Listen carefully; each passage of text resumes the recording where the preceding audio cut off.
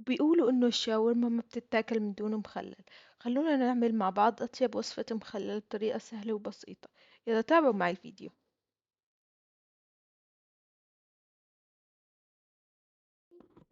عندي هون الخيار.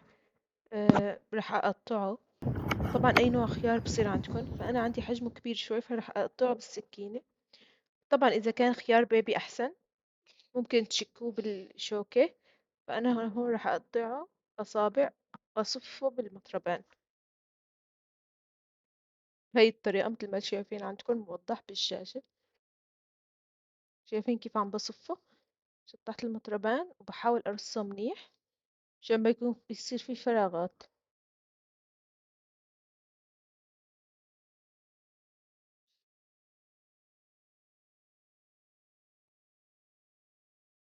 شايفين كيف عم بصفه؟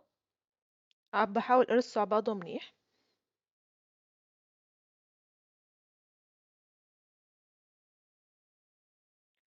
هون رجعت جبت خيار وقطعته. راح أصفه بنفس الطريقة.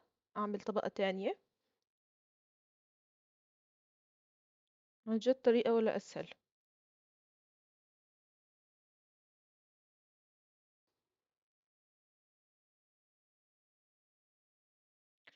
لكل كاسة مي حطوا معلقة ملح كبيرة، معلقة سكر، وفنجان خل.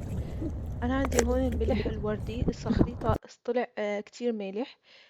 فأنا مثل ما وضح عليكم حطيت معلقتين. بنصحكم تضيفوا بس معلقة واحدة لأنه صار ملحه ظاهر حسب نوع الملح، ومعلقة سكر. وبنصحكم تضيفوا كاستين أو لثلاث كاسات شاي مشان تصير حمضيته ظاهرة أكتر. وطبعا مي دافية. وحاولت أسكره منيح وأقلبه هيك عشان عندي الملح لأنه كان مثل قطع، فمشان يدوب منيح. وهي النتيجة، شوفوا ما شاء الله بشهي بجنن.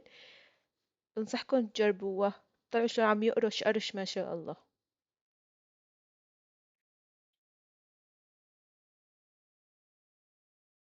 وصحتين.